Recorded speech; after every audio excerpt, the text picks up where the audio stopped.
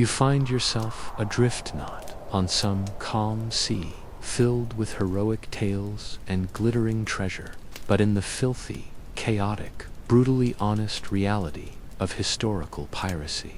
Forget the cartoon parrot on your shoulder, or the romantic dream of buried gold. The truth is far darker, far smellier, and filled with more raw fear and guttural screams than you ever imagined. This isn't a swashbuckling fantasy. It's the past, grabbing you by the throat. Take a breath, if the stale, salty air will even let you be, 'cause this is about to become your new normal. Let the room darken. Let the hum of a fan become the distant wind, and slip into the nightmare you can't escape. Your ordeal began with a single twist of fate, a moment of terrible timing, or maybe just by standing in the wrong port at the absolute worst possible moment. Back then, you were just a sailor, a replaceable gear in the massive merchant machine, hauling spices or rum across the sunlit Caribbean. Your life wasn't glamorous, but at least it had rhythm, the creak of the deck, the strain of the ropes, the promise of land on the horizon. Then one day, a dark smear appeared far away on the water. Was it the black flag? Or just a ship so beaten and ragged it looked as if it had sailed straight out of the grave? Whatever it was, it moved with a predatory speed that froze your blood. You didn't even have time to panic. A thunderous blast shattered the calm. Cannon fire tore through the sky, then ripped open your ship's hull with a shriek of splintering wood. Razor-sharp shards flew everywhere. The captain shouted something, but it was swallowed instantly. They were boarding, and pirates, you quickly learn, don't bother with introductions. Their curses were deep and jagged. Their rust-stained cutlasses flashed in the smoke, and the reek of hot metal and gunpowder from their pistols burned your throat. You didn't fight. Most people don't. You let the knife drop from your shaking hand, raised your arms, and prayed that anyone would spare you. But out here, luck wears a cruel face. The lucky ones were press-ganged, dragged across shattered planks, and shoved onto the pirate vessel. Below deck, a cramped, reeking hole waited for you. Someone growled breath, thick with rum and rot. Say goodbye to your old life. You've just been recruited into hell. They stripped you of everything you owned, even the shirt clinging to your back. In return, they tossed you a crusty, coarse linen shirt, rough trousers that rubbed your skin raw, and boots so soaked they squished with every terrified step you took. You were now part of the crew, which translated to scrubbing, obeying, and never, ever questioning the authority of the man with the largest, most intimidating hat. While some desperately sought this life, seduced by whispered promises of gold, you were given no such choice. Still shaking from the assault, a calloused hand slapped your back, and a rough voice sneered, "Green meat." It wasn't a compliment, you quickly understood. Your first night on board was a symphony of misery. The ship, a constant, violent beast, tossed and groaned, threatening to fling you into the churning black abyss. You curled onto a damp, splintered plank, in a hold reeking of moldy bread, stale sweat, and something indefinable, something ancient and rotten. Nearby, a man snored with such a desperate, rattling gasp, you wondered if he was breathing his last. Hunger gnawed at your gut, but there was no kitchen to be found. Only a grizzled figure called Kooky, who boiled unidentifiable animal parts into a stench that could only be described as the smell of utter defeat. This wasn't adventure, was it? No, this was a trap. Historically, many found themselves in your shoes, forcibly conscripted after their own vessels were captured. Take Captain Kidd's infamous crew. A significant number later swore they were coerced into service. Once you were aboard, the idea of refusing wasn't just impolite, it was suicidal. Saying no could mean a swift, cold plunge into the depths, or something far worse. There was no polite resignation letter on a pirate ship, no 2 weeks' notice. This life, your new life, was for life for until a sharp blade or a sudden storm decided otherwise. The pirate ship, for all its chaos, operated under its own brutal code. Once you were in, you were expected to pull your weight, no questions asked. There was no room for slackers, certainly not for complainers, that one poor soul who dared to moan too loudly. You saw him, lashed to the mast, his back flayed into a crimson, unrecognizable mess that vaguely resembled some awful, raw dish. You learned quickly to keep your mouth shut, your head down, and your fear tucked deep inside. Yet, amidst this barbarity, a bizarre, twisted sense of fairness existed. They had articles of agreement, a kind of pirate constitution. Everyone, theoretically, got a share of the plunder. Decisions were often put to a vote. Even the captain could be ousted. It was like the worst job imaginable, paradoxically paired with a strange, dark form of workplace equity. Except your co-workers smelled of dead fish and solved disputes with a swift thrust of a dagger. But don't let a flicker of hope ignite in your chest, my friend, that promised share.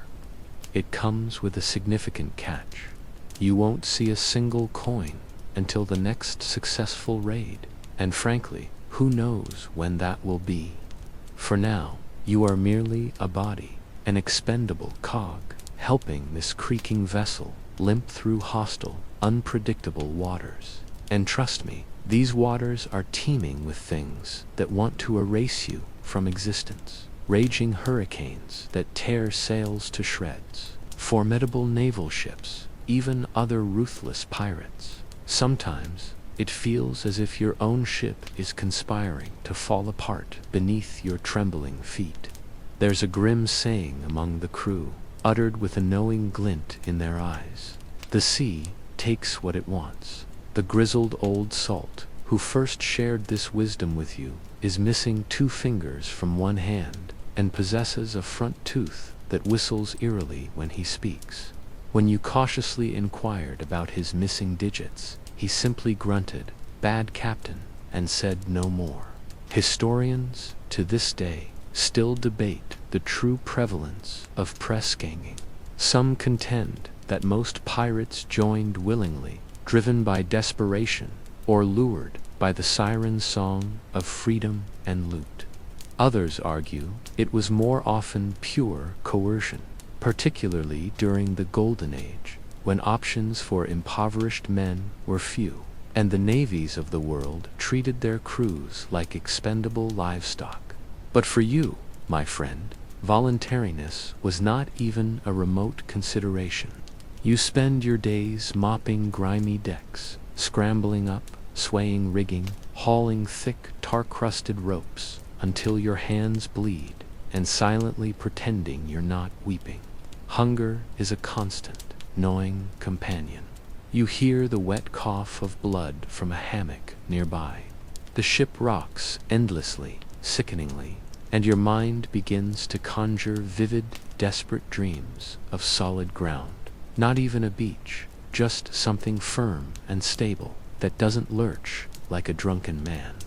You catch yourself staring at the vast, indifferent horizon, a dangerous, tempting thought forming. What if you simply jumped? It's a dark whisper, but it won't be your last, because this is merely the terrifying beginning. You are officially a pirate now, and if you harbor any naive hope that things will somehow improve from here, oh, you sweet, deluded landlubber, there's a moment, perhaps just a few days in, where you end. A cold, undeniable wave washes over you, one that has nothing to do with the churning sea below. It truly hits you, doesn't it? That deep, sinking certainty that you're never truly going back home. Not to the familiar cobblestone streets, not to your family's embrace, certainly not to the worn comfort of your own bed with its actual mattress. All of that, every soft memory, is gone now, a faint echo swallowed by the vast, indifferent ocean. Any flimsy hope of escape, any vague notion you clung to, dissolves like mist in the harsh morning sun. You are, quite literally, hundreds of miles from any solid shore, trapped amidst a rough collection of desperate men, living out your days in this creaking, waterlogged coffin. This pirate ship, this monstrous wooden beast, is your new universe now. Everything you once knew, every stable point of reference, feels as impossibly distant as the moon. The strangest part, you hadn't realized just how deeply attached you were to the simple constancy of land. You miss the most peculiar things, the effortless ease of walking in a straight line, the sight of actual grass beneath your feet, the cheerful, non-screeching birds, the taste of fresh, warm bread, even the faint, reassuring peal of distant church bells, the sort of everyday background noise you used to completely ignore. Now, those forgotten sounds haunt your memory like a lullaby you can no longer hum. The deck beneath your feet pitches and rolls without mercy, a constant, dizzying dance, and your legs, no matter how hard you try, never quite adjust. You stumble into rough-hewn walls, trip over coiled ropes, and at least once a day, you swear the very floor moves just to spite you. Spoiler alert, it does. You quickly discover that privacy, like fresh bread, is a forgotten luxury. Everyone is packed together below deck, a tangle of limbs and shadows, breathing the same thick, sour air. Sleep comes in fits and starts, shoulder to shoulder, on creaky, splintered boards, or in hammocks that reek of damp mildew and forgotten dreams. The din is ceaseless. Hushed conversations intertwine with sudden, sharp arguments, groans from aching bodies, muttered threats, even the odd murmur of a nightmare, and the snoring. Oh, the snoring. You've never heard such a symphony of human guttural sounds in your life. The air, cloying and heavy, clings to your clothes, a potent blend that somehow manages to smell like old cheese left baking in the sun. A whisper of wet dog and a bold, unapologetic splash of raw sewage. If hell itself has a signature scent, you're convinced it took notes from this ship's hold. You try to make friends, or at the very least, successfully avoid making enemies. There's old Peg-Leg Joe, who claims to have lost his eye in a duel over a Spanish jewel, not a barroom brawl. You meet Knuckles, a hulking brute with a disconcerting habit of collecting other people's teeth, and no, you absolutely do not ask why. And then there's Whisper, a man who always seems to be smiling, yet never utters a single word. He unnerves you profoundly, but it turns out you're the oddity for not yet having a pirate nickname. Don't worry, that usually comes after something truly humiliating. Meal times, well, let's call them formative experiences. The ship's stores consist of salted meat, often more bone than flesh, and hardtack biscuits, charmingly pre-decorated with baked-in insects. There's also something that might have been pickled cabbage before it tragically perished, and rum. Oh, so much rum. Not for celebration, mind you, but purely to numb the edges of your existence.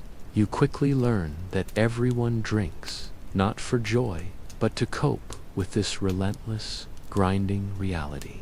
The rations are so utterly foul, you often find yourself looking enviously at the rats skittering across the deck. They genuinely look healthier than half the crew.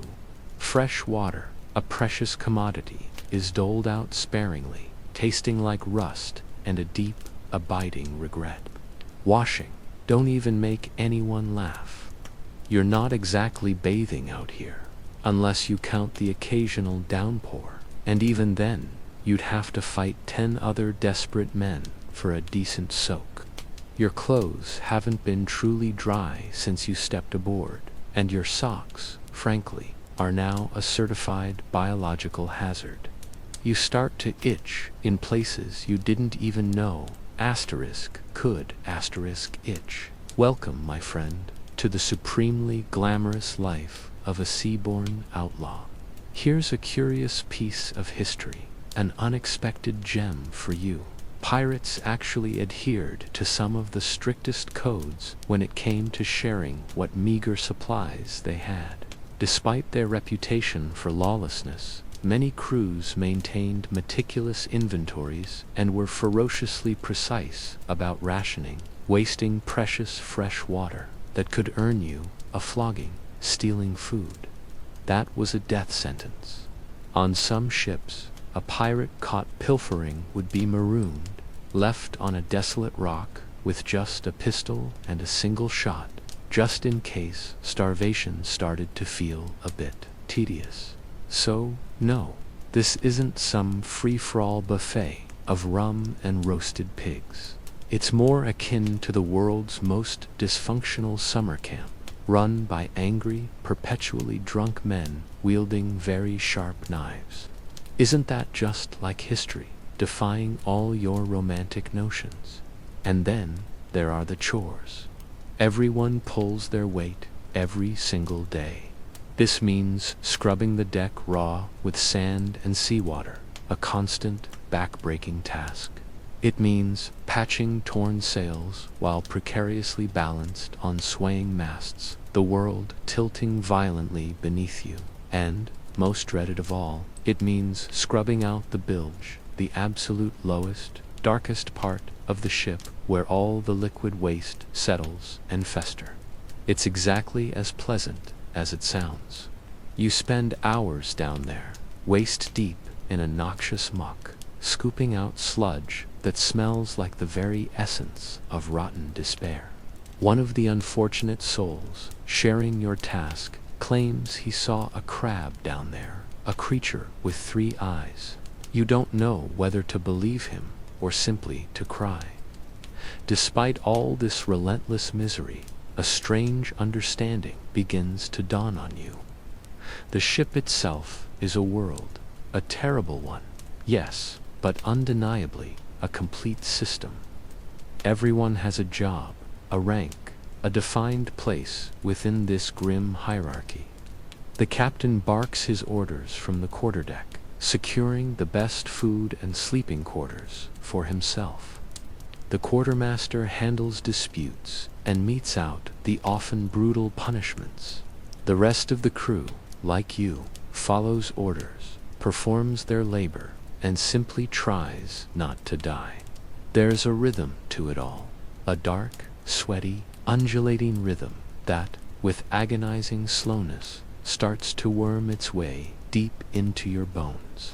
But even with this newfound structure, you can't quite shake the profound, aching loneliness. Out here, time is a slippery, elusive thing. Days blur seamlessly into nights, and sometimes you completely forget what month it is, or even what year. There's no calendar, no real routine beyond the demands of the ship and the sea. Just an endless expanse of ocean and a distant horizon that stubbornly refuses to ever come any closer. At night, when the watch allows a moment, you find yourself counting the stars, giving them names in your head. Sometimes, you even talk to the sea, out loud, just to hear the sound of your own voice cutting through the wind and waves. If the sea ever talks back, well, let's hope that's just a symptom of severe sleep deprivation. You might need a moment to adjust to this strange new normal. Scholars still debate whether pirates truly experienced freedom in the way modern minds romanticize it. Some passionately argue that the open sea granted them a liberty unlike anything the mainland offered. No kings, no taxes, no rules but their own. But others are quick to point out that being relentlessly hunted by every navy in the world, stuck on a disease-ridden vessel with a crew of sociopaths, isn't precisely what most would call liberating. To the average, press-ganged sailor, a reluctant recruit like you, freedom feels an awful lot like imprisonment, just with significantly more screaming and a distinct lack of sturdy walls. Here's another strange truth about pirate life. Many of them genuinely missed the simple comforts of land, not for family or peace, but for the profound pleasure of being bored. Out here, you are either terrified, utterly exhausted, or incredibly sore. Sometimes you're all three at once.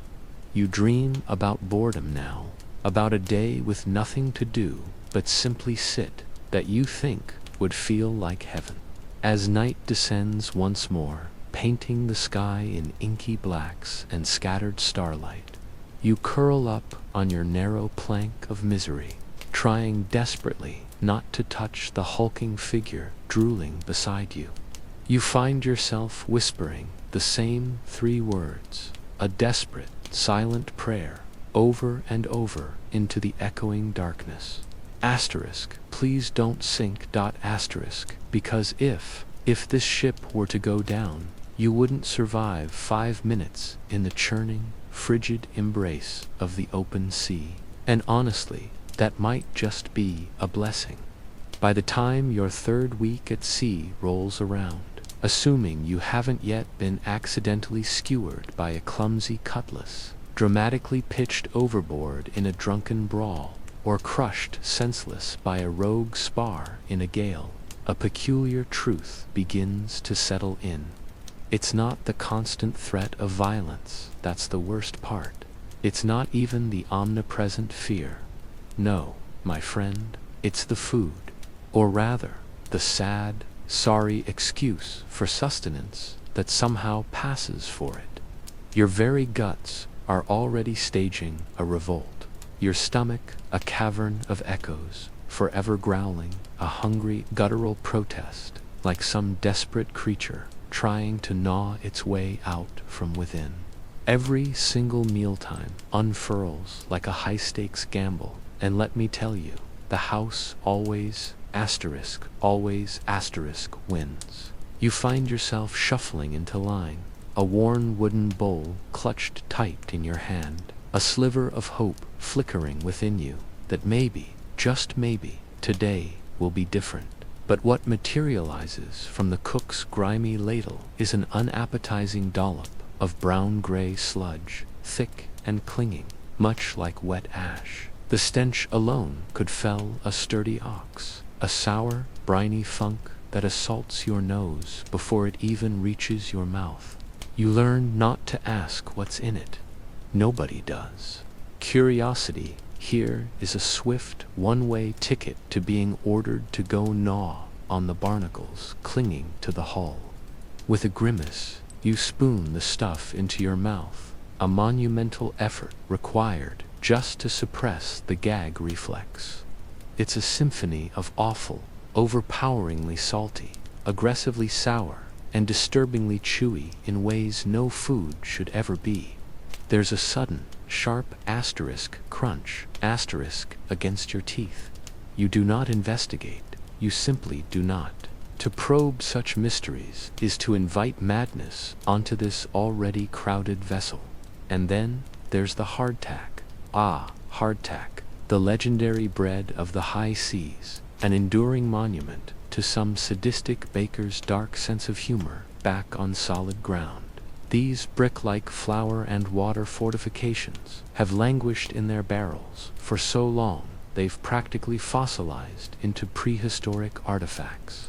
You try to take a bite, a valiant attempt that very nearly costs you a tooth, but eventually you'll uncover the secret, the desperate trick of the trade. You submerge it in seawater, or If you're feeling particularly fancy, a splash of rum, then suck on it until the rock-solid interior finally surrenders. Yet, even this small victory comes with its own special, wriggling surprise. Maggots, tiny, pale larvae, writhing contentedly within the biscuit's crevices, as if it were a five-star spa resort. A few fastidious souls might attempt to pick them out. Most, however, just don't bother. After all, protein is protein, right? The very notion of fresh food has long since faded into the realm of forgotten dreams. Fruits and vegetables, they were a distant memory weeks ago, a colorful fantasy from another life. Any meat you might encounter has been salted into an impenetrable, leathery jerky, then crammed into barrels that somehow manage to smell even more foul than the perpetually festering bilge water below deck. Water itself is a precious, carefully measured commodity, so strictly rationed that even contemplating a bath would probably earn you a swift, stern knife in the ribs. Instead, you sip on watered-down rum or lukewarm beer, which means you're perpetually buzzed, constantly teetering on the edge of dehydration, and inevitably, acquiring scurvy by the day. You don't quite comprehend what's happening to you yet, of course. For now, it's just a vague discomfort, a strange, tingling itch in your gums, a few unidentifiable bruises blooming across your skin. The real fun, my friend, that truly delightful spectacle, is still yet to unfold. And to add a truly festive flair to this culinary nightmare, you have the distinct pleasure of dealing with the ship's cook, a gruff individual known only as Black Tooth. He seems to derive a perverse satisfaction from ensuring every single meal tastes precisely like profound regret. Black Tooth is missing most of his teeth, particularly those crucial grinders at the back that facilitate proper chewing. His favored kitchen implement is a knife that appears to have been recently exhumed from a volcano, its blade pitted and jagged. He seasons everything, with something he calls ship spice, which, let's be honest, is almost certainly just pulverized rope and a generous dash of sea salt. If you dare ask for seconds, he'll grunt a dismissive warning. If you're foolish enough to criticize his stew, you'll be dodging a flying ladle.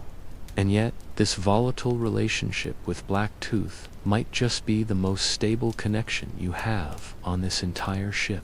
Historically, pirates faced a genuinely dire struggle with basic nutrition. Their daily diet was catastrophically deficient in essential vitamins, especially vitamin C. Scurvy wasn't merely a risk. It was practically an unavoidable rite of passage for sailors. Imagine this: your gums would swell, bleed at the slightest touch. Your teeth would loosen and eventually simply drop out. Every joint in your body would ache with a deep, persistent pain, and even the smallest cut or scrape would stubbornly refuse to heal. In its most advanced and horrifying stages, the flesh on your legs would blacken, decay, and literally rot away. Yet, tragically, many crews had no inkling of what caused this slow, agonizing descent. Some blamed the sea air itself, believing its very essence was poisonous. Others attributed it to a divine punishment, a wrathful God exacting his due. You, however, just feel that peculiar, persistent itch in your gums, and your teeth feel odd, a disquieting, unsettling sensation that whispers, "This cannot be good."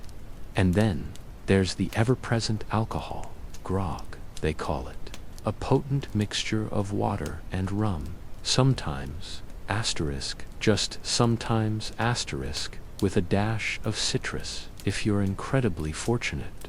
Spoiler alert, you aren't. The primary purpose of grog isn't to delight your palate, but rather to sterilize the questionable water, killing off any lurking bacteria. It certainly achieves that goal. Conveniently, it also serves to sufficiently intoxicate everyone, blurring the sharp edges of their misery. A rather effective, unofficial survival strategy, wouldn't you agree? The inevitable downside, of course, is that everyone is perpetually, subtly tipsy, which, let's just say, transforms the already precarious task of climbing rigging in a howling gale into a rather eventful affair. You start to crave the most peculiar things: fresh apples, soft, crusty bread, cheese. Oh, how you dream of cheese. Not even some artisanal, fancy French cheese. Just any sad, humble wedge of something that hasn't emerged from a barrel. You once heard a shipmate whimpering in his sleep, murmuring about buttered toast. A small, involuntary tear might have pricked your eye as you listened. Butter. What even asterisk is asterisk butter anymore? Did it ever genuinely exist? Or was it merely a figment of imagination someone once put to paper? Food fights here aren't the boisterous, playful affairs you might imagine. They are desperate, savage acts.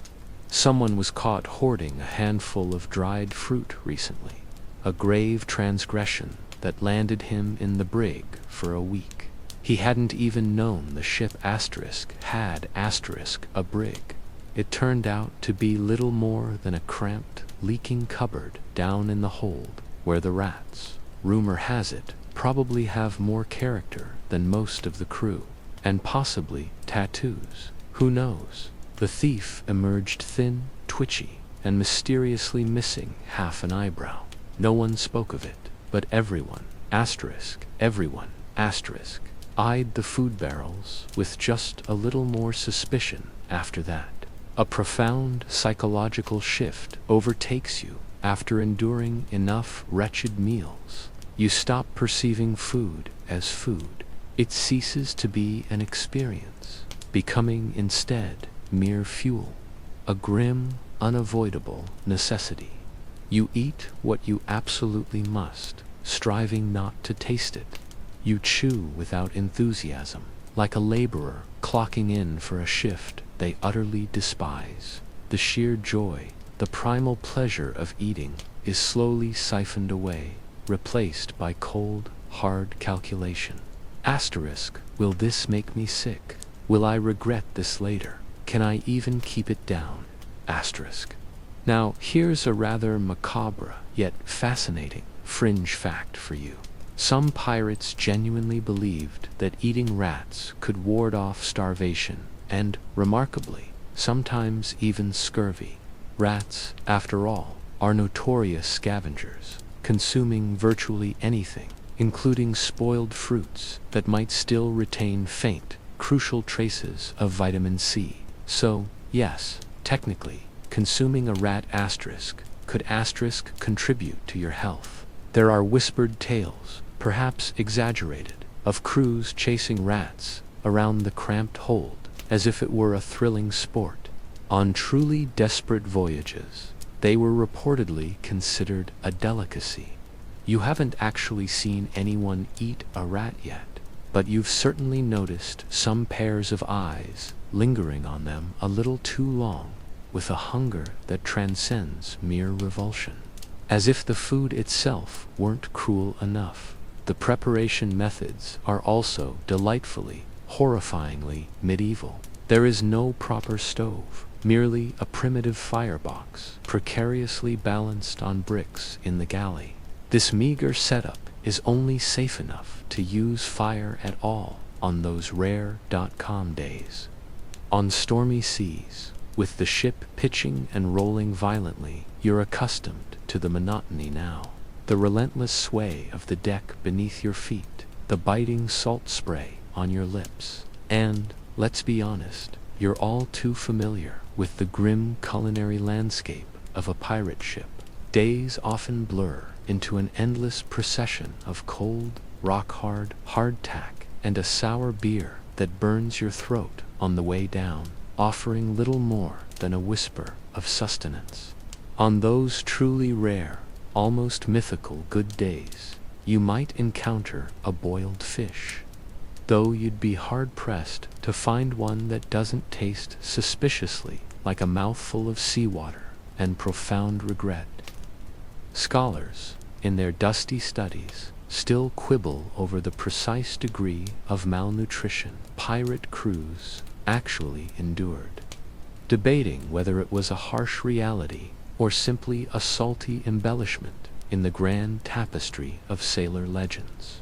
Some vibrant accounts speak of robust, sun-kissed rogues feasting on an endless bounty of fresh seafood, while others paint a stark picture of skeletal wrecks, their limbs disturbingly bloated, their eyes sunken hollows in gaunt faces. The truth, you suspect, probably drifts somewhere in the murky middle, though right now, with your stomach performing a mournful symphony of hunger pangs, you're definitely leaning hard into the skeletal wreck territory. And isn't it just like history to offer up such bitter irony?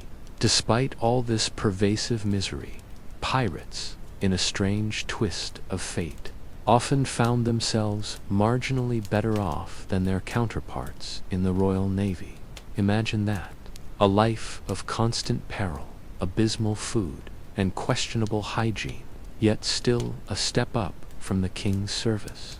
Navy ships, you see, rationed even more tightly, their discipline a cold, unyielding fist, their punishments often far harsher. On a pirate vessel, you might well starve, your gut churning with an almost religious fervor, but at least you could grumble about it too, could curse the cook, the sea, and the very concept of hardtack to the winds without fear of the lash. Not that it does much good, mind you. Tonight, you lie wide awake in the suffocating darkness, the ship groaning like a dying beast around you, your stomach twisting itself into acrobatic knots. You try to conjure the memory of a pear. Was it sweet, juicy? Did it ever truly exist? Or is it just a phantom fruit from a forgotten life? Someone nearby offers a resounding snore, followed by a wet, explosive fart. Another groans, a low, guttural sound, lost to the lapping waves. You think about rats, scurrying invisibly in the black, their tiny feet a constant reminder of the ship's other, less visible inhabitants. You try not asterisk, to think about rats. And once again, into the echoing void, you whisper a desperate, silent plea, please don't sink.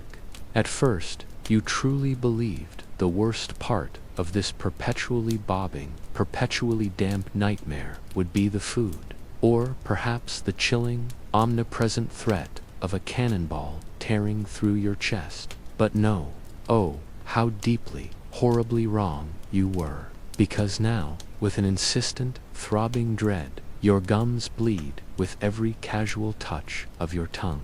Your breath carries the foul stench of an open grave, and the entire left side of your jaw pulses like it's drumming out a frantic Morse code, screaming, kill me, kill me, kill me, kill me, kill me, kill me, kill me, kill me, kill me, you and me, kill with you with it to me, well with you with swoo, you with you with I with co-op, with to you would I do I to be you said the guy do you to would do to it to type you would up to like oh with go to but with a way to it that they you with it that stop it.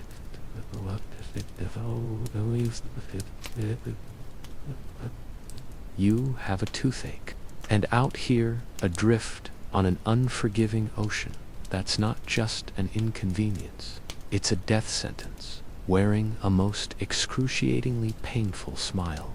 There are no kindly dentists on a pirate ship, no gleaming sterile tools, certainly no plush reclining chairs with cheerful little bibs. What you do have is a burly, scarred brute named Gristle. He's the same man who once, in the throes of a violent storm, helped extract a splintered mast fragment from someone's skull, using nothing but a rusted marlinspike and half a bottle of cheap rum. He is now, by common consensus, considered the ship's surgeon. Congratulations, you're officially in his care. He doesn't even bother to ask what's wrong. He just squints at your contorted face, his eyes narrow slits in the dim light of the lantern, then mutters, a low, gravelly rumble rots deep. Without another word, he begins warming a pair of fearsome-looking iron tongs over the flickering flame of a tallow candle, the metal glinting ominously. A cold, sharp panic grips you, tighter than any rope. You try to bolt, to escape this impending horror, but his grip is like a steel vice. He snatches you by the collar, shoves you unceremoniously into an empty barrel, the wood rough against your skin, forcing you to sit. A grimy stick is thrust between your trembling jaws, an absurd, impotent offering against the pain, followed by a small, searing slug of rum. It does absolutely nothing to dull the agony. Instead, it merely ignites a nauseous inferno in your gut, making you feel like vomiting and spiraling into outright panic all at once. The entire crew gathers around, a macabre audience, their faces a mix of morbid curiosity and grim recognition, as if they're watching a particularly brutal puppet show. You can't help it. You scream, a raw, primal sound that scrapes your throat, even before those red-hot tongs even make contact. Gristle, it becomes immediately clear, is not gentle. He yanks, he twists, a sickeningly deliberate motion, then bellows, hold him. When you thrash, a wild, desperate animal, there's a sudden, horrifying crunch, a wet, sickening pop, and then a bolt of pain so white-hot, so utterly blinding, it feels like a jagged lightning bolt has just lodged itself deep within your skull. Why, oh why, did you ever complain about hardtack? Tooth problems, it turns out, were absurdly, tragically common at sea. All that relentlessly hardtack, that constant chewing, coupled with a complete absence of anything resembling oral hygiene, meant that pirates' mouths were often literal rotting disasters. Cavities festered like open sores, gums swelled to grotesque proportions, and infections, once they took hold, spread with terrifying speed. There are chilling journals from the era describing black mouths and even jawworms, which sound like something conjured from a nightmare, but sadly are not. The standard, brutal solution: yank the offending tooth out and pray to whatever gods would listen. Anesthesia, if it could even be called that, was typically just a generous slug of rum and the crushing weight of a few strong men pressing down on your chest, mostly to keep you from flailing too violently. People, you learn with a shiver, occasionally died from the sheer shock of the procedure or from uncontrollable blood loss. You're lucky, then, that you merely passed out for a while, waking with one less tooth, a raw, gaping hole in your mouth, and the distinct, metallic taste of iron in your throat. But, as you soon discover, that particular horror was merely the appetizer. The real horror, the insidious, creeping terror, arrives a few days later, just as you thought the worst was behind you. A fever sets in, burning through you like wildfire.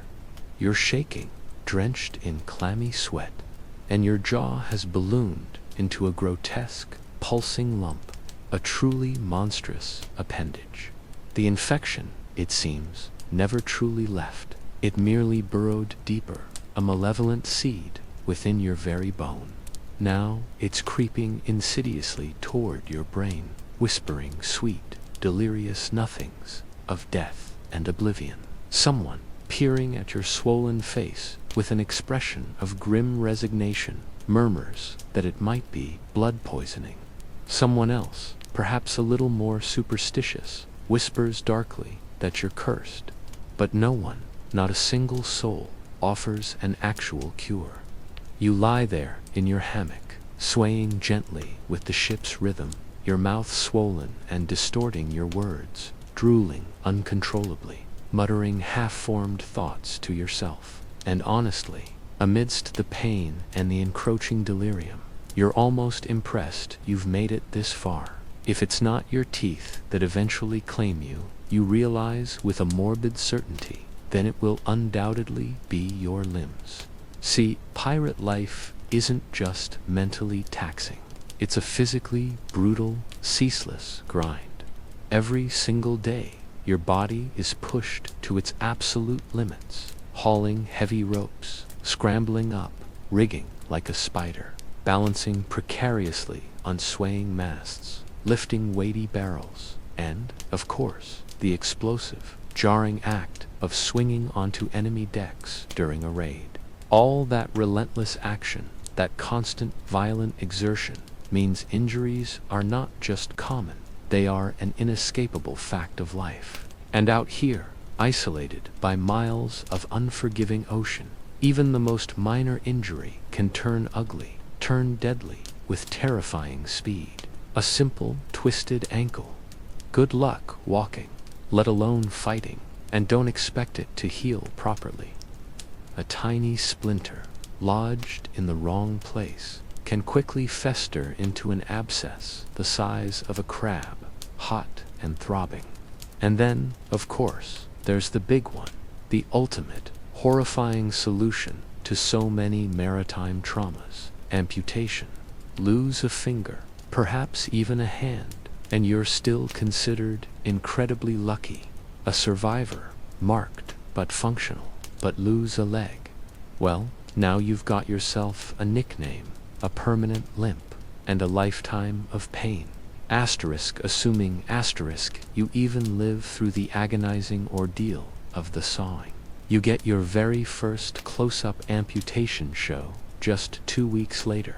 A cannon, during a routine practice drill, misfires with a deafening roar and blasts a poor deckhand's arm into what can only be described as a gruesome, bloody spaghetti. He doesn't scream at first, a haunting, unnatural silence. He just stares at the dangling, mangled mass of bone and flesh, as if it has personally betrayed him, utterly bewildered. Then the agony hits, a wave so immense it tears a gut-wrenching shriek from his throat. Gristle is summoned again, his name now synonymous with impending doom. This time, he brings out the kit, a simple, grim collection of instruments, a roll of blood-stained cloth, a saw that smells disturbingly of rust and decay, and a jug of extremely potent rum. The patient is strapped down to a rough table, his eyes wide with terror, utterly helpless. There's no debate, no second-guessing the grim decision. If the arm stays, he will surely die from the infection or blood loss. If it goes, he might live. That's the entire decision-making process, stark and brutal.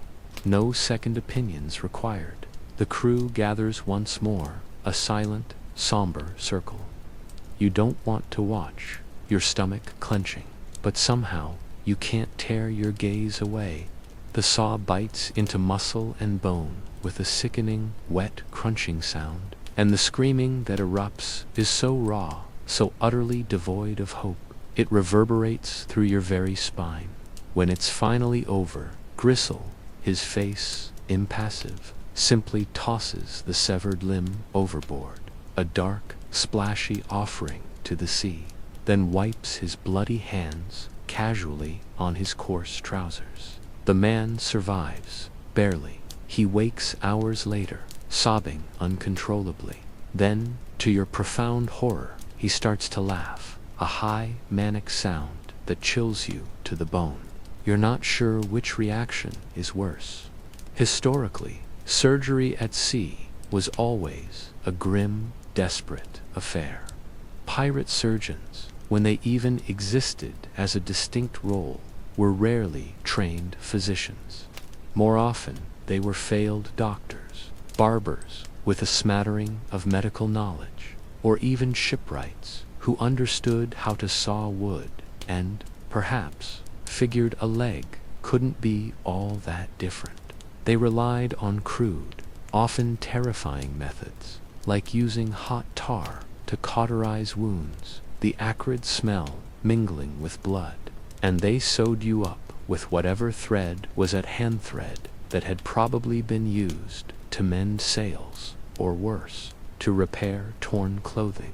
You'd spent a good chunk of yesterday patching those worn canvas sails, the rough twine biting into your fingers. Hygiene, though, sterilization. Asterisk, never heard of her, asterisk. You'd think with a grim chuckle, looking at the rust-stained tools Gristle kept for his grisly work. If the shock of the blade didn't claim you, then the infection certainly would, turning your flesh a mottled green, leaving you feverish and sweating in your hammock. You're in a floating germ tank, after all, where rats might just chew your bandages in the dark, their tiny claws skittering across the deck. Historians still bicker about this, you know? Some swear pirates were surprisingly hardy, that amputation survival rates were decent. Others insist those are just tall tales spun to buff up the legend. Either way, under Gristle's unsteady hand, you're not betting on science. You're betting on sheer dumb luck. And luck, let's be honest, isn't always a lady. You've seen the peg-leg guy. He lumbers across the deck with a rhythmic asterisk thunk, asterisk, and a permanent grimace etched into his sun-weathered face, claiming he was once the swiftest man on the sea. Now he spends his days meticulously polishing his wooden limb with rancid whale oil, regaling anyone unlucky enough to be within earshot with stories of how he once, with a good leg, mind you, kicked a man clean off a plank. He's one of the few who can laugh about it. The others who faced Gristle, they stay quiet, their gazes distant, as if the sea took more than just flesh from them. You start brushing your teeth with a bit of rag and rum, just in case. You pray you never get a splinter. You avoid Gristle like he's a ghost, his shadow feeling like a chill on a sunny day. Every morning, you check your limbs like their inventory, fingers, toes, all present and accounted for. Good, you made it another day. Tonight, the ship groans, a mournful tune, the waves slapping against the hull like an angry, insistent dog. You lie awake, staring into the impenetrable dark of the cramped forecastle, listening to someone 3 hammocks over cough, a wet, ragged sound that makes you clench your teeth. It sounds like they're dying, and you think, with a weary sigh, this can't possibly get any worse. Oh, my friend, you're wrong, of course, utterly and completely wrong. You thought pirates were pure chaos, right? Lawless, wild, completely unhinged. And yes, some of them, absolutely asterisk, are asterisk. Don't ever doubt that. But here's the unexpected twist.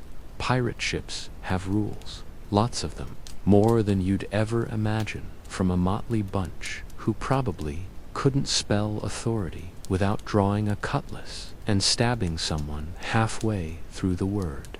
They call it the code, and you'd best learn it fast. Because ignorance isn't a viable excuse when the punishment involves whips, knives, or a nice, lonely island where you can die slowly of exposure and regret, wondering where it all went wrong. The code isn't some fancy parchment that would rot in this damp salt air anyway. It's not even nailed to the mainmast, though it might as well be.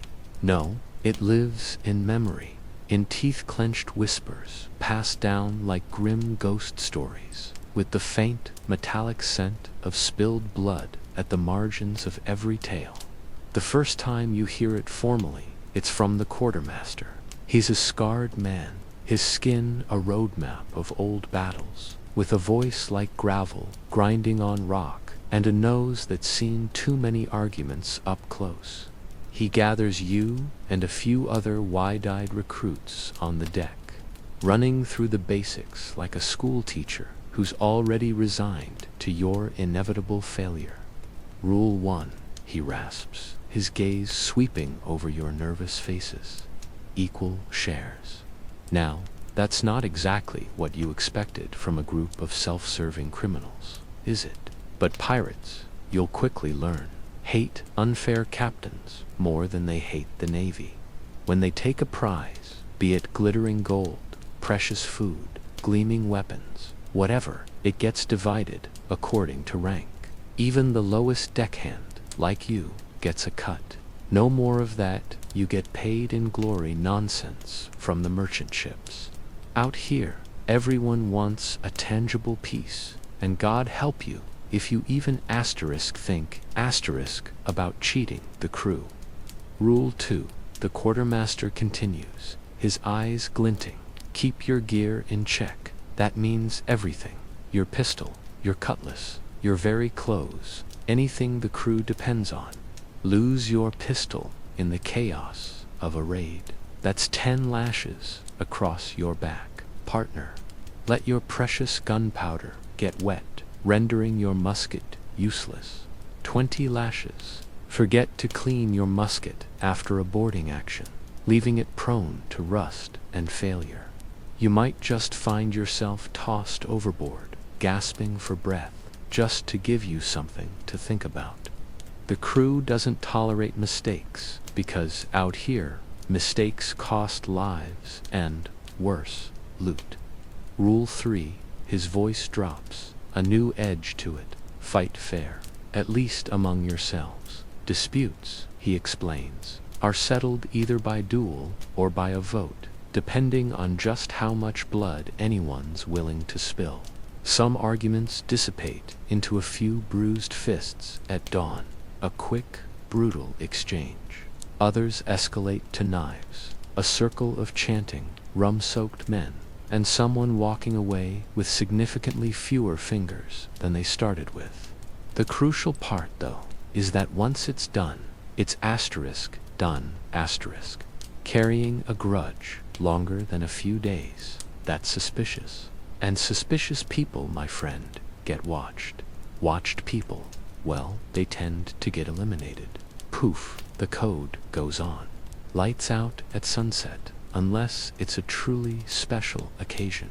No gambling during a raging storm, which, let's be honest, makes perfect sense when you're fighting for your life. Absolutely no smuggling personal treasure aboard.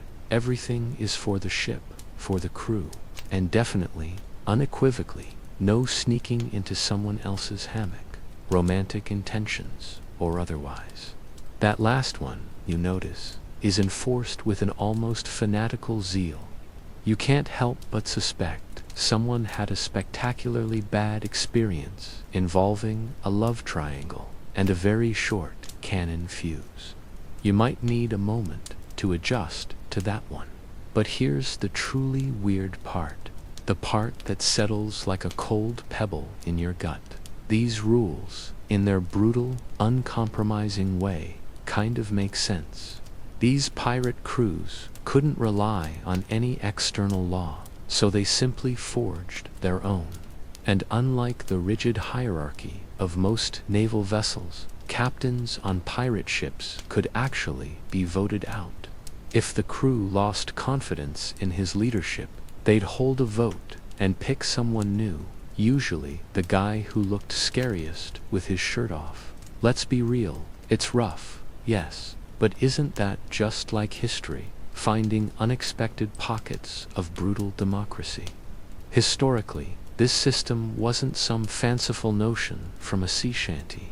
Real pirate codes, like those meticulously drafted by the notorious Bartholomew Roberts or Blackbard, were shockingly detailed documents. They covered everything from personal conduct and how loot was divided to specific punishments, and even what music could be played on board. Some even banned gambling entirely, while others demanded everyone keep their cutlasses sharp at all times. a gleaming menace at their side. The overriding idea was always to maintain order, not out of any lofty sense of morality, but purely out of sheer, pragmatic survival. An undisciplined crew, after all, was simply a dead one. But here's where it gets truly dicey, where the salt air really bites. The actual enforcement of this code, that you quickly learn, is entirely up to the capricious mood of the ship, or more accurately, the captain. One day, someone might drop a dagger, a simple accident, and receive nothing more than a stern warning. The very next, someone else might forget to clean a cannon, a mistake, arguably no worse, and end up lashed to the mast, their back a raw, shredded canvas, a stark warning. Justice here isn't a balanced scale. It's more like a sudden, violent storm. Random, deafeningly loud, and full of terrible things flying through the air. You see it with your own eyes one day. A young lad, no older than 17, gets caught pocketing a small silver spoon after a particularly nasty raid. A spoon, mind you, a trifle. The captain, a man whose gaze could chill the very marrow in your bones, doesn't even blink. He simply orders the boy tied up and whipped a brutal 12 times in front of the entire crew, their faces grim, silent. The kid doesn't cry out. He just grits his teeth, his knuckles white, and takes every agonizing stroke, the blood running down his back like spilled dark wine. Afterwards, he's untied, left to, and the first thing you feel is the coarse hemp shoved between your teeth, a rough gag against the scream that's trying to tear its way out of your throat. Don't do it again, someone growls, as if the searing pain blossoming across your back could simply be undone, as if a command could erase the sting of the lash. You don't sleep well that night, of course. The welts burn like coals under your rough blanket, a constant, fiery reminder of the price of a moment's lapse. Such punishments, you've quickly learned, vary wildly in their theatrical cruelty, though the whip song is a common enough tune on these seas. Flogging, with its vicious bite, leaves scars that etch themselves not just on your skin, but deep into your very soul, marks that never truly fade, whispering tales of agony long after the skin mends. Sometimes, though, the whip sings a death knell. Yet, strangely enough, there are fates far, far worse than a simple flogging. Take marooning, for instance, the pirate's ultimate exile, a grim favorite for those deemed traitors or architects of monumental blunders. Imagine you're abandoned on a sun-scorched, deserted island, a barren speck of sand and rock, clutching a single pistol loaded with one solitary shot, just enough to decide your own bitter ending. Perhaps, if the relentless sun, the gnawing hunger, or the creeping madness doesn't claim you first. But then there's keel-hauling. You'd dismissed it as drunken sailor's fiction, a grotesque exaggeration whispered in the shadows of taverns, never quite believing it could be real, yet it is. They bind a rope around your chest and feet, like a morbid gift-trapping, then heave you overboard. You're dragged beneath the ship's barnacle-encrusted hull, the rough, calcified shells tearing at your skin, ripping flesh with a horrifying intimacy. Water floods your lungs, a cold, suffocating embrace. If you somehow breach the surface again, it's as a screaming, shredded echo of your former self. If not, well, you simply become one with the unfeeling, endless sea. Luckily, it's a rare spectacle. Even pirates, it seems, have their limits. Historians might quibble about the true frequency of these grim spectacles, debating whether keel-hauling was more a brutal naval tradition than a pirate's choice, or if marooning, though chillingly well documented, happened less often than the whispered legends suggest. What remains beyond doubt, though, is the unyielding ferocity with which pirate crews enforced their own codes. Was it for control? A desperate need for order amidst the chaos? Or perhaps a chilling paranoia that trust, once fractured, could sink them all? Whatever the reason, once that trust cracked, the consequences were always, invariably, brutal. One of the more peculiar tidbits you've picked up, a truly fringe detail, concerns articles, tattoos. Some pirates, apparently, actually had sections of their code, especially the sacred rules about loot shares and fairness, synced directly onto their bodies. It wasn't merely for show, you realize. Isn't that just like history, finding practicality in the grotesque? If a man fell in battle, his tattooed rules could help resolve disputes over his share of the spoils, or, at the very least, give someone something grim to read while they rifled through his corpse. You don't have any tattoos yet, but a tiny part of you, deep down, is starting to think that maybe one, a small one, perhaps just a reminder to not steal spoons, wouldn't be such a bad idea. Oddly enough, the longer you live under this code, the more it warps your very sense of justice. You begin to see things not as inherently right or wrong, but purely as smart or monumentally stupid.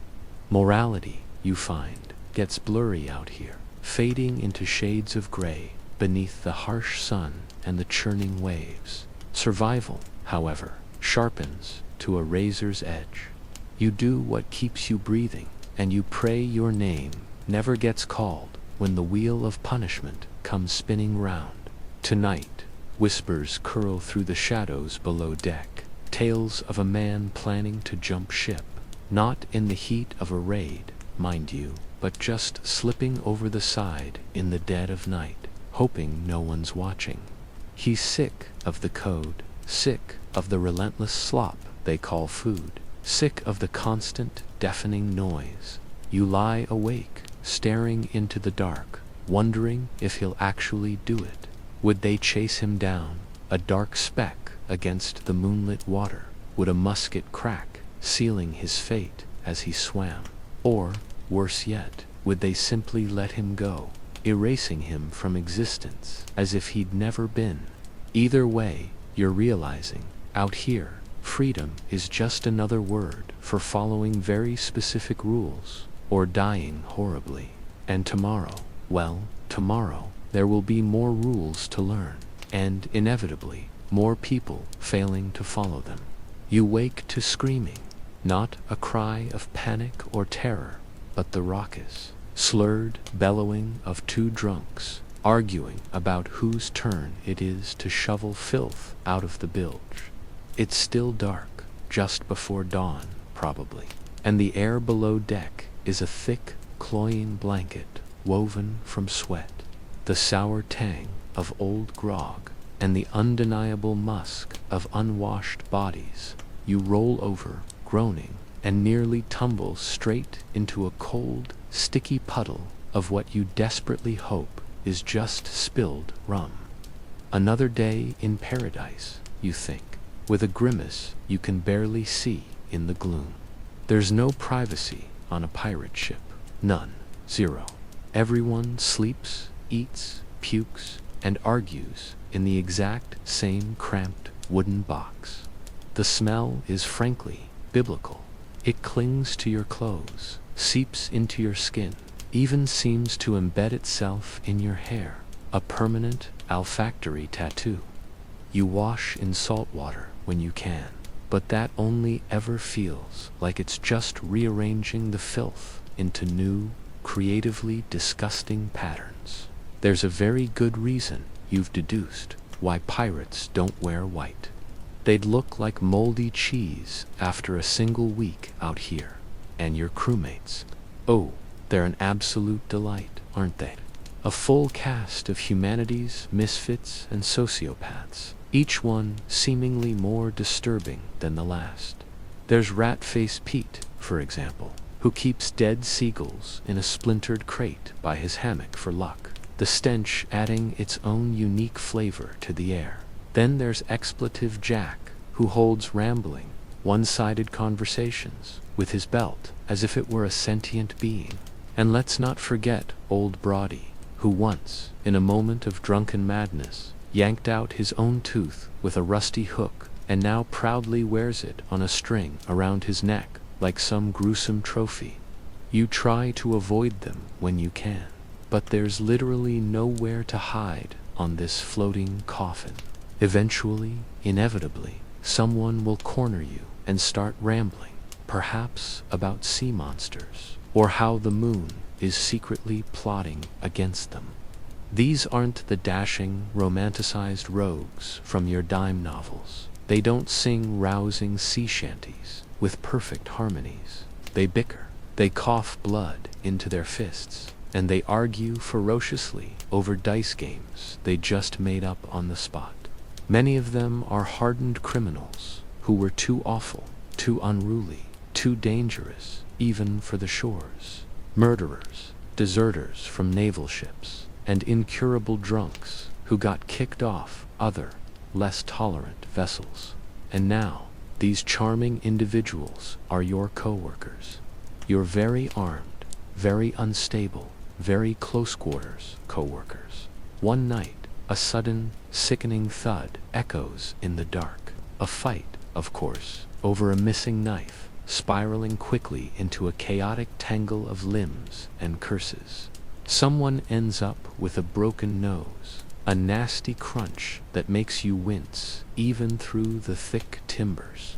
The next morning, it's as if nothing happened, save for the dark, sticky stain still on the floorboards, and one of the combatants now sporting a distinctly lopsided eyebrow. Conflict is a constant companion on these decks. Fights erupt over stolen rations, a crooked card game, or even just someone snoring too loudly. You've learned to sleep with your boots on, your knife always tucked securely under your hammock, though, let's be honest, you often wonder how much good it would actually do if things truly went sideways. Historically, pirate crews were truly a mixed bag, a volatile stew of humanity's worst impulses, a melting pot of desperation and depravity. You'd find ex-Navy men, desperate escaped slaves, failed farmers, and thieves from every conceivable continent crammed together. Ships like Blackbeard's infamous Queen Anne's Revenge were said to be floating towers of Babel, with up to a dozen nationalities jostling within one rotting hull. Communication often devolved into shouting and wild gestures, liberally peppered with a bit of shared profanity. If someone genuinely disliked you, they wouldn't waste time on gossip. They'd simply make sure you slipped on the wet deck during the next storm, perhaps right near the open gangway.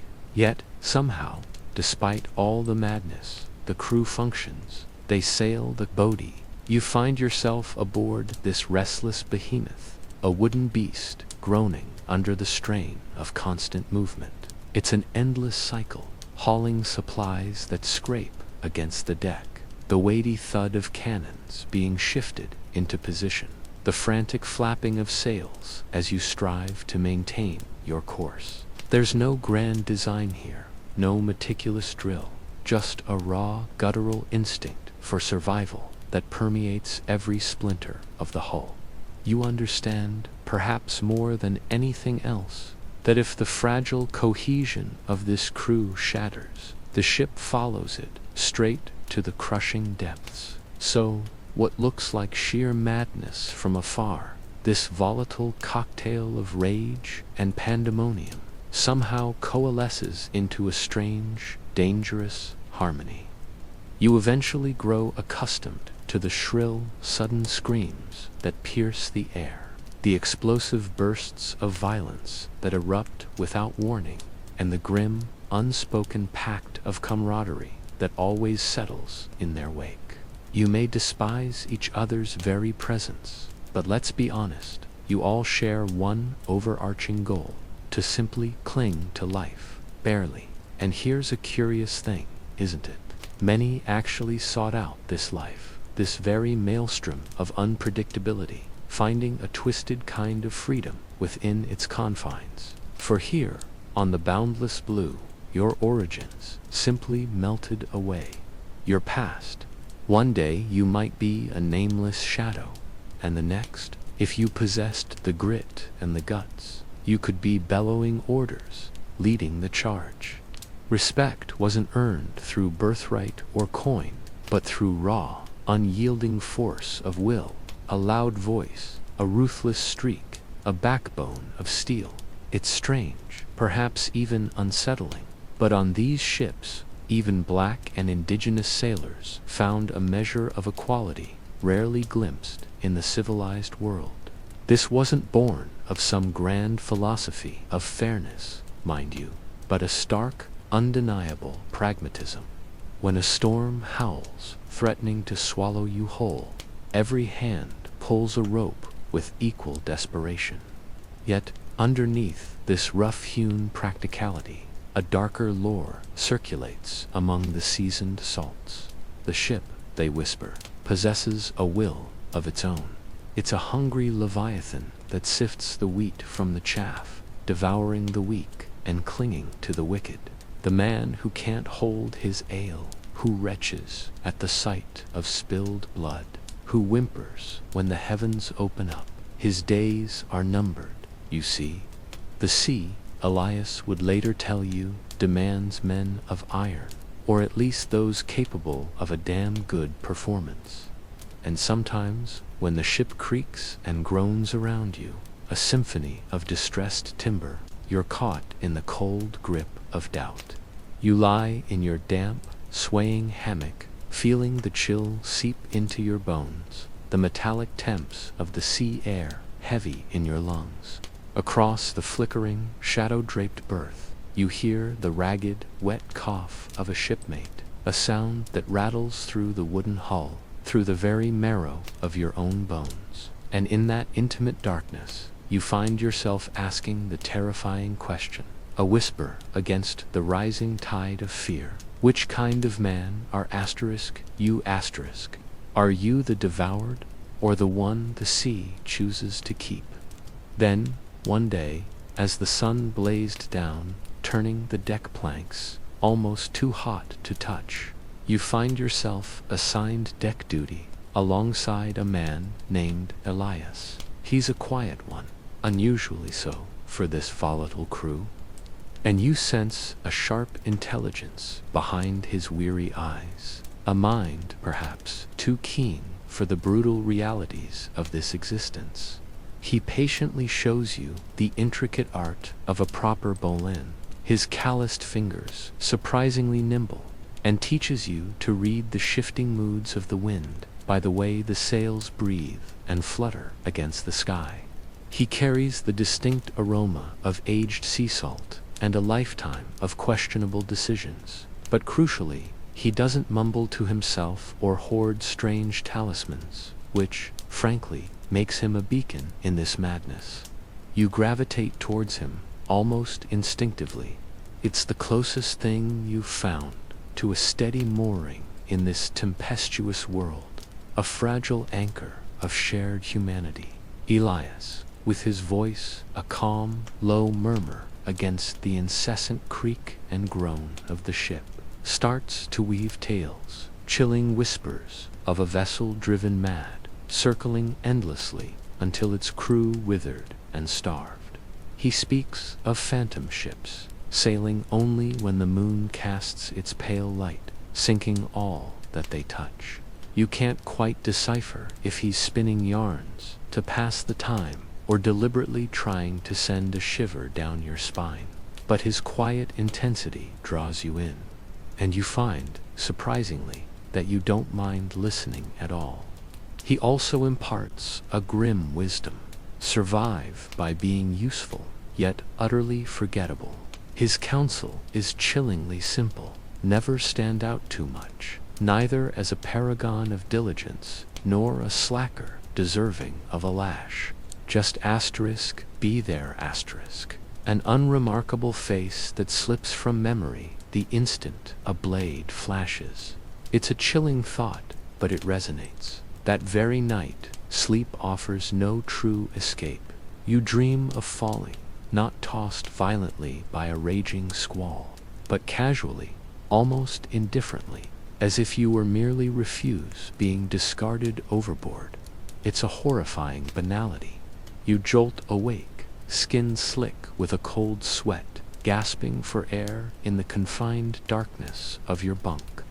Was this clammy dampness the humid breath of the sea, or the icy grip of your own burgeoning terror? You can't tell. Let's pause for a moment, shall we? You might even find some dusty academics still bickering about the true nature of pirate life. Some will contend that the rampant savagery is exaggerated, claiming that for a ship to function at all, a modicum of order was essential. Others, though, argued that the pressure cooker environment bred a relentless, explosive tension, held barely in check by the ever-present shadow of brutal retribution. What's indisputable, however, is this. Forget the romanticized notions of swashbuckling heroes. These weren't joyous crews of freedom-loving rogues. They were volatile, desperate, and coiled tight with a dangerous energy. The sort of men who'd plunge a knife into you for merely glancing too long at their threadbare hammock. And so, you've begun to mark the passage of time, not with the fading hope of rescue, but with a stark, almost defiant tally. Each sunrise signifies another notch on your mental stick, a grim testament to sheer endurance. It's become your own peculiar badge of honor, isn't it? Another day survived within this floating wooden cage, filled with the raw cacophony of screaming, the hacking coughs that echo in the cramped quarters, and the low guttural threats hissed through gaps where teeth once were. You can feel the transformation deep in your bones, from an innocent passenger to a terrified prisoner to something else entirely. And in the dead of night, when the only witness is the endless, indifferent sea, you whisper the question you barely dare to form. Asterisk, am I one of them now? Asterisk, sleep has become a fleeting, unwelcome guest, hasn't it? It's not simply the ceaseless clamor of the ship, though its groaning timbers and creaking ropes are a constant assault on your ears, nor the putrid stench rising from your hammock. Let's be honest, it smells like a whole herd of goats perished there. No, it's the night watch that truly gnaws at your rest. Everyone must take their turn, a universal obligation. Yet yours seems to arrive with unnerving frequency. You quickly discover that night on a pirate vessel isn't a time for peace or quiet contemplation. Instead, it's a grueling ordeal of gritted teeth, frayed nerves, and eyes straining against a crushing darkness, breeding a raw, visceral paranoia. You stand there, a lone sentinel, illuminated only by the feeble, flickering glow of a lantern that dances wildly with the ship's sway. Around you, the blackness isn't merely the absence of light. It's a tangible, suffocating presence that seems to warp your very perception, making you doubt the solid lines of your own form. Your post is near the off-deck, a cold, exposed spot, with a musket clutched in your trembling hands, a weapon you suspect might only fire if you supplicated with fervent prayers. The lantern, your only companion, casts grotesque, shifting shadows across the complex web of rigging above, making the familiar ropes seem like twisting specters. The ship itself sings a mournful dirge, a continuous symphony of pops, creaks, and groans, wood protesting its very existence against the relentless ocean. And then there's the sea itself, a ceaseless, hypnotic presence. It laps playfully against the hull one moment, then slaps with a sudden, violent force the next, whispering 1,000 secrets you can't quite decipher. Sometimes, in the deeper quiet between the ship's groans, it truly sounds like distant, mocking laughter carried on the wind. Other times, a slow, steady breathing seems to rise from the depths, a colossal beast just below the surface. You consciously push these thoughts away, forcing your mind back to the brutal simplicity of your duty. Scan the horizon for ships and unleash a guttural scream if you spot one. That's it. Nothing more, nothing less. Simple, right? But of course, the bitter irony is that you desperately hope to see nothing at all. For any sighting almost invariably portends disaster. The sharp, disciplined lines of a navy cutter bristling with intent. The tattered sails of a rival pirate promising a bloody confrontation. Or, if luck truly favors you, a lumbering merchantman. Yet even that lucky encounter guarantees the ear-splitting roar of cannon fire, the sickening splash of blood on deck, and the familiar descent into screaming pandemonium. Still, this endless vigil, this act of staring into an unyielding void, begins to fray your sanity. After hours, the darkness itself starts to play tricks on your weary eyes. You glimpse phantom lights, fleeting shapes that vanish when you blink, questioning the very reality of what you perceive. One particularly oppressive night, convinced you'd finally spotted something, a faint, ghostly shimmer on the far edge of the vast, black expanse. You let out a cry, your heart hammering a frantic drumbeat against your ribs. The captain appears, scans the horizon, and finds nothing but the indifferent void. For the next 2 days, the crew's mocking jeers become the soundtrack to your exhaustion. This brutal regime of sleep deprivation isn't just a consequence. It's woven into the very fabric of this existence.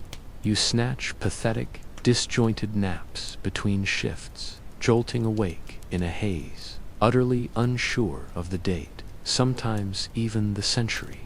Each day blurs into the next, a monotonous, salt-streaked canvas of gray. Your memory begins to unravel, small details slipping away like sand through a sieve. Simple words, faces you thought you knew, the precise location of your belt. Your entire body aches, a dull, constant throb in every muscle, and your eyelids twitch uncontrollably, betraying the profound fatigue. Sometimes, you even catch yourself confiding in the weathered mainmast, whispering secrets as if it were an old, trusted friend.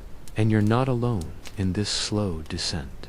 There's Henley, for instance, a gaunt, hollow-eyed man, whom you sometimes hear late at night, whispering his own desperate pleas and confessions to the vast, uncaring sea.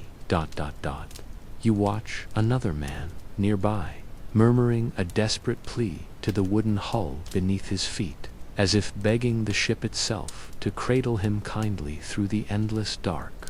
Then you look to your left, and there's another soul on deck, eyes vacant, tracing invisible lines on his calloused palms, as if questioning their very existence.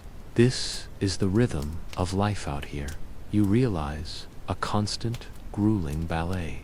Day or night, the ship is a living, breathing beast that never sleeps, its heart a constant thrum beneath your boots. Crews are split, yes, into relentless watches, but the night shift, the night shift is something else entirely.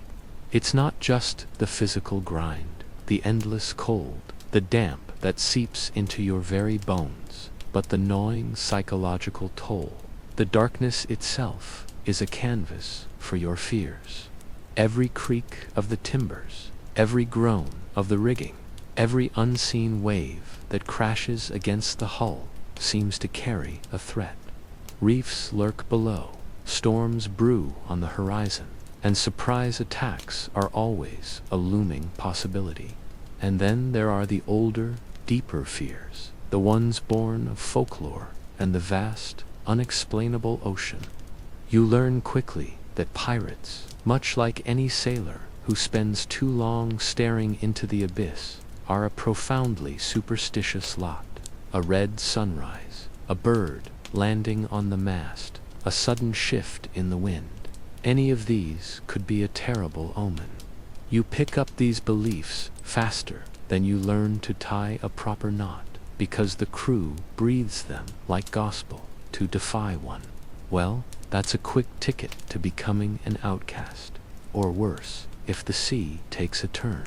And wouldn't you know it, one night, just as the moon plays hide-and-seek behind a shroud of cloud, it happens. A black seabird, sleek and obsidian wet, settles silently on the bowsprit, its eyes like twin drops of polished jet. It just sits there, perfectly still, a silent, feathered statue against the churning gray. No one dares to move, to touch it. Bad luck, a voice rasps from the shadows. Whisper, a man so quiet you'd swear he communicates telepathically. Except, apparently, for moments like these. The captain, a man of action and little patience for bad omens, barks an order. A musket cracks, a sharp report in the heavy air, and the bird explodes into a spray of feathers and dark blood. For a fleeting moment, a collective sigh of relief ripples through the deck. But that relief, my friend, is as thin and fragile as a spider's web, because almost immediately the air shifts. The wind, which had been merely blustery, now howls with the fury of a banshee. Rain begins to lash, not in drops, but in solid sheets that strip the warmth from your skin. It's a freak squall, a sudden, violent upheaval of the elements, and the sails above you snap like cracking whips in the gale. For 6 agonizing hours, you are soaked to the bone, frozen, your fingers raw as you cling to ropes that threaten to yank you into the churning, black abyss below. No one speaks it aloud, of course, but the thought hangs heavy in the salt-laden air, a cold, undeniable truth. The bird cursed us, and you don't even question it anymore. The relentless march of sleep deprivation plays wicked tricks on the mind. You discover, one night, as your eyes sting with exhaustion, reality blurs, and your childhood home materializes as clear as day, floating just off the starboard side. You can almost smell the warm, yeasty aroma of fresh-baked bread. Hear your mother's gentle voice calling your name, and you reach out, your foot lifting, ready to step off the precipice and into that comforting vision. A rough hand yanks you back. A sudden jolt, but no one says a word. Hallucinations aren't uncommon out here. A silent epidemic born of the sea, the stars, and sheer fatigue. They just aren't talked about. A truth too unsettling to give voice to. But sometimes, when the grog flows freely and the fear gnaws, an older pirate might confess. Some have seen mermaids, they whisper, but not the pretty kind. No, these sirens of the deep, in their harrowing tales, possess bloated, dead faces, their skin like waterlogged parchment, and fingers tipped with cruel, curving hooks. One old salt, scarred and missing most of his lower lip, swears he once kissed one. You don't ask for the gruesome details. Historians still debate the frequency of these vivid visions among sailors. Were they shared hallucinations, or just tall tales spun to make the grim reality of the sea more exciting? But honestly, with the terrible nutrition, chronic sleep deprivation, constant gnawing fear, and liberal amounts of potent rum, it's a wonder anyone kept their sanity entirely intact. Out here, the very fabric of reality feels thin, stretched, and dangerously slippery. When you are alone, surrounded by nothing but the endless expanse of the sea and the glittering indifference of the stars, your mind has a peculiar way of filling in the blanks, digging up whatever nightmares lie dormant in the forgotten corners of your brain. You begin, slowly but surely, to understand why these hardened men believe in monsters. Because there's something about the sea itself that feels profoundly, terrifyingly alive. It moves beneath you with an almost sentient pulse, whispers secrets around you in the dark, and punishes you without warning or mercy. Stare into its depths long enough, and you'll swear it stares back.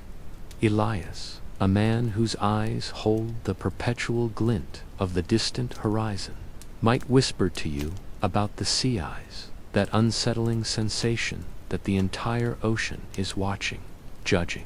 Sometimes he'll tell you it looks up and decides whether you're worth keeping. You might chuckle nervously at first, a short, sharp bark of disbelief, but then you see the chilling sincerity in his gaze, and the laughter catches in your throat. He's not joking, not even a little. Another night, you find yourself paired with Elias again, huddled side by side, passing a rough bottle of grog back and forth, both of you pretending not to be scared, witless.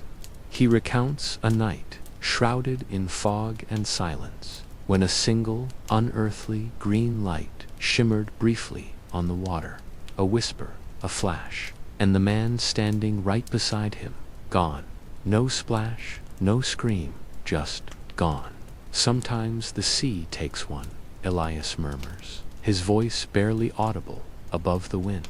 So it doesn't have to take all. A shiver racks your body, and it has nothing to do with the biting cold.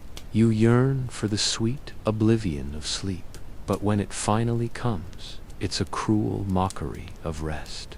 You dream of sinking, of gasping for air that isn't there, of clawing at dark water, screaming soundlessly as your body tumbles through the black, while unseen things slither past your ears. You wake with a strangled gasp, your hands gripping the rough canvas of your hammock so tightly your knuckles are white, convinced you are still drowning. Then, a sudden, vulgar sound nearby, a crude, unapologetic fart, breaks the spell.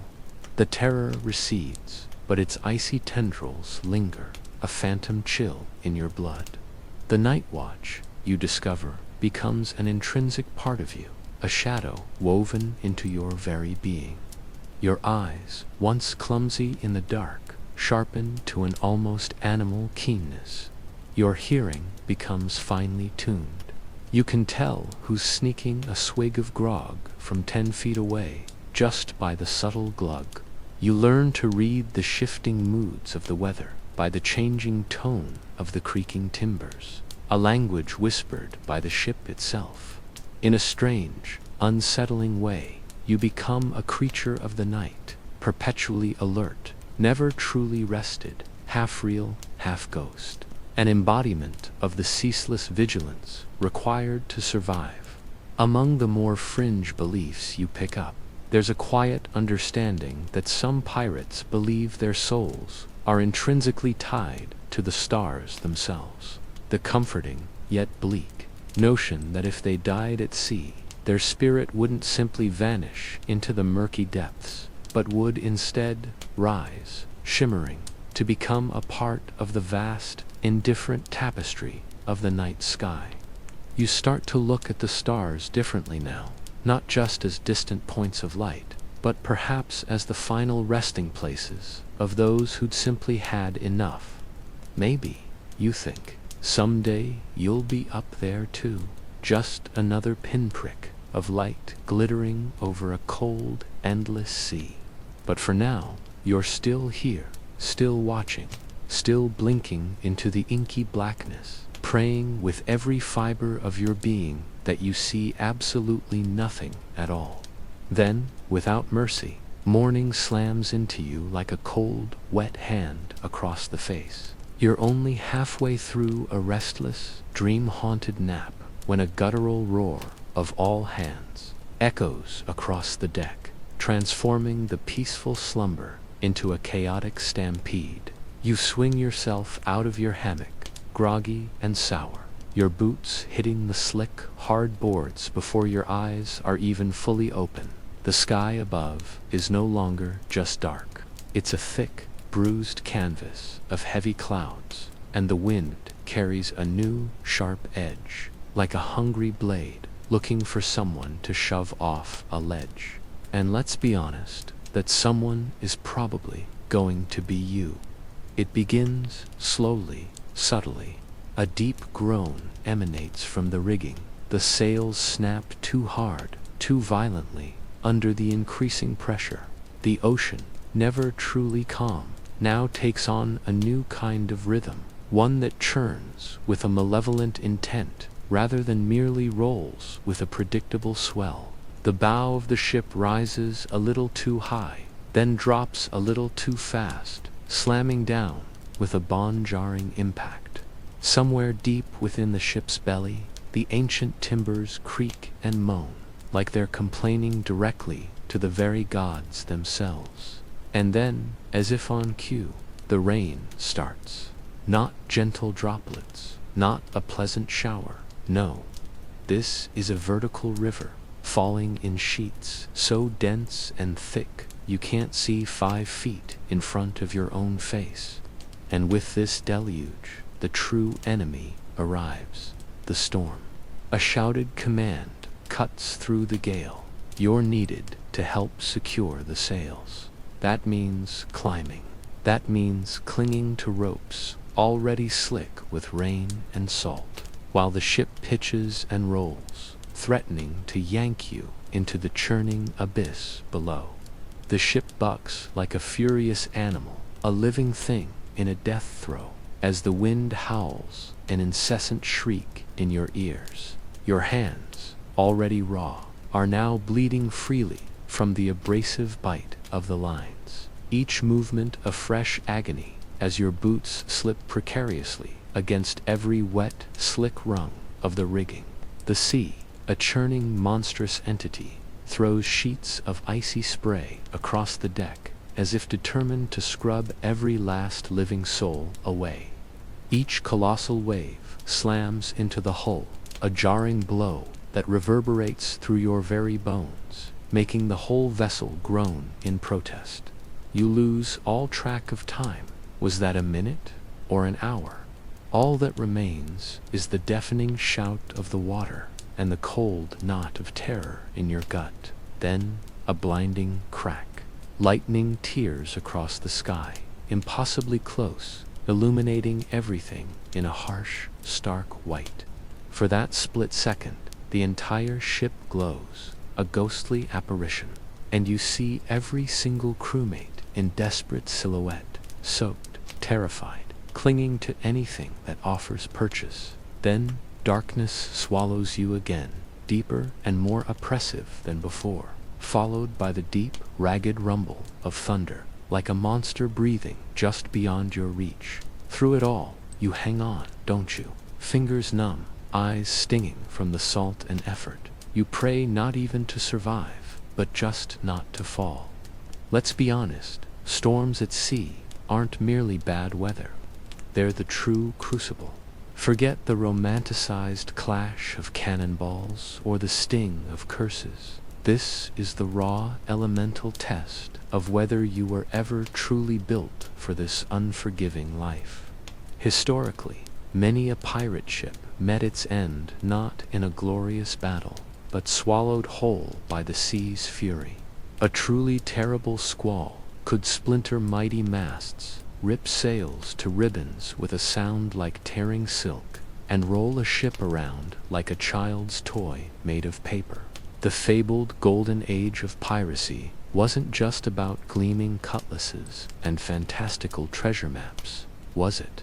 No, it was hurricane seasons, rogue waves, and the unpredictable, violent tempests that earned the Caribbean its notorious reputation for sinking vessels without so much as a polite warning.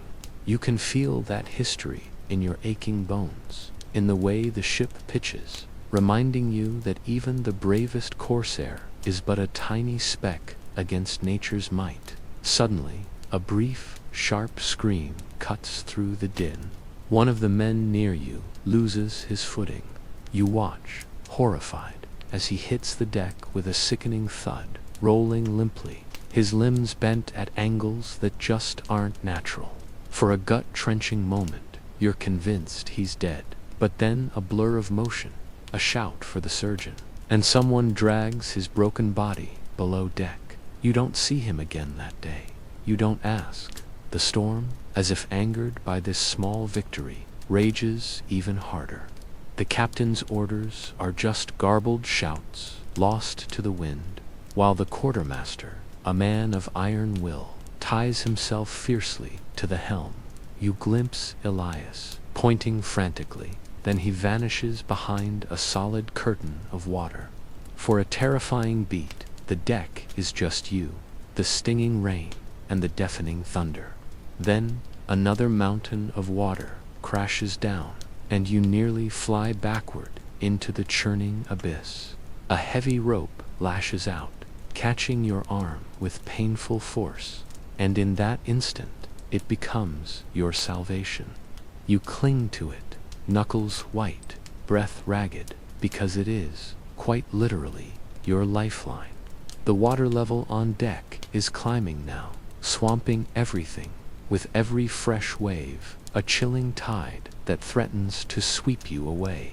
And below deck, it's even worse. A dark, claustrophobic hell, half submerged, where barrels bob like macabre coffins. The bilge is overflowing, a torrent of seawater that men frantically try to pump out, but it's a losing battle against the ocean's relentless assault. Desperation sets in. Cargo begins to fly overboard, jettisoned in a desperate bid to lighten the ship. Without a moment's thought, you heave to heavy crates yourself, not even bothering to check their contents. Gold, biscuits, who cares? It's just dead weight now, dragging you closer to the crushing depths. But then, ever so slowly, the storm begins to relent. It pulls away, almost like a colossal beast, finally losing interest in its meal. The stinging rain eases to a miserable drizzle.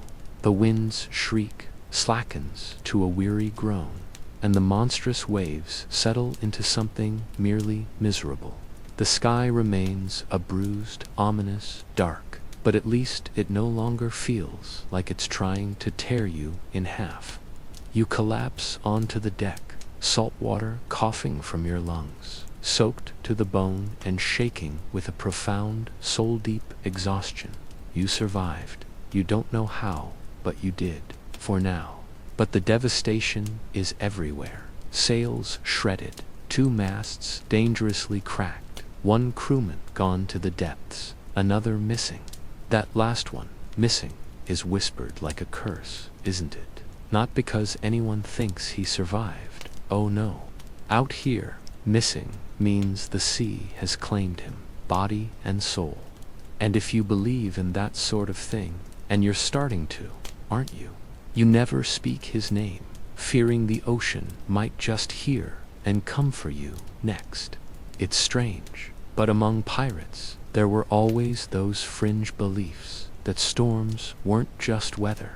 They were divine retribution, a furious punishment for betrayal, for cowardice, for mocking the sea's immense power. Some even swore they could feel a storm approaching, a shift in the ship's mood, a subtle tremor in the water itself. You're not quite sure what to believe anymore, but it's getting harder to dismiss the chilling sensation that the ocean does, indeed, possess a mind of its own, a cruel, calculating, unfathomable one. Historians might argue over whether pirate ships were inherently more vulnerable, lighter and faster, built for speed over sturdiness, or if pirates were actually masterful navigators, skilled at reading wind and wave.